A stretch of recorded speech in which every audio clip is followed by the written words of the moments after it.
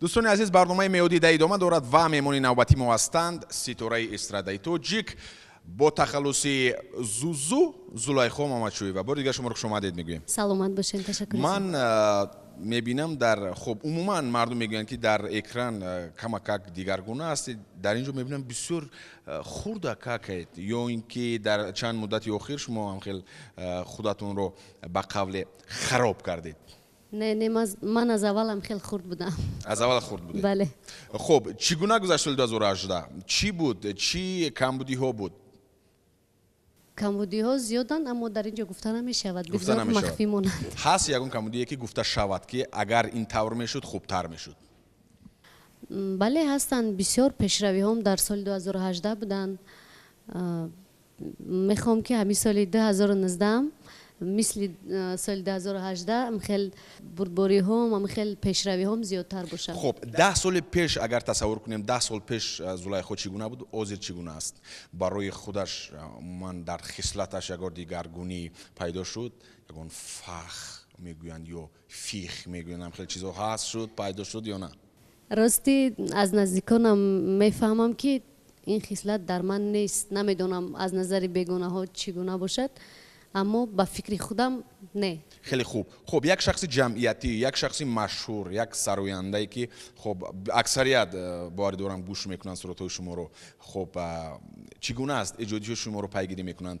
باید شخص چگونه باشد؟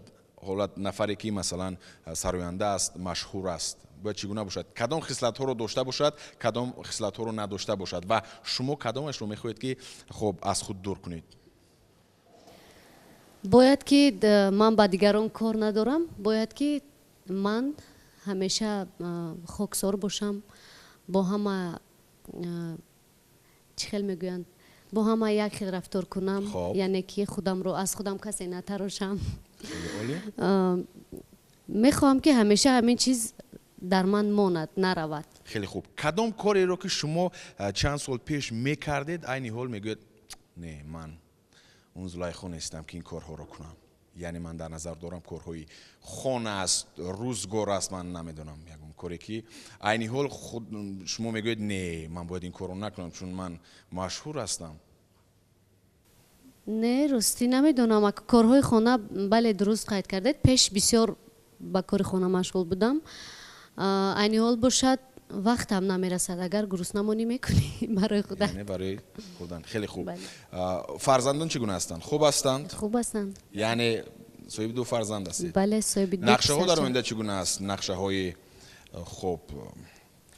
خوب زیادتر کردن صفی فرزند؟ حالا هیچی گفتن نمیتونم. با فکری من حاضر است دو تا پسرچه کافی است. خیلی خوب.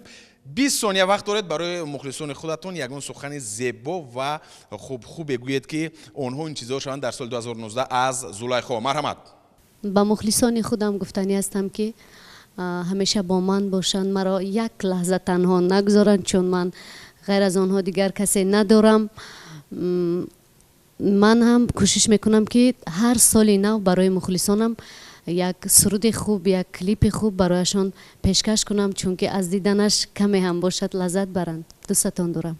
دوستان عزیز، بعد از چند ثانیه از سرودی جدید زلیخا از شبکه سفینه در برنامه میودی دای ما رو ترک نکنید. میرویم.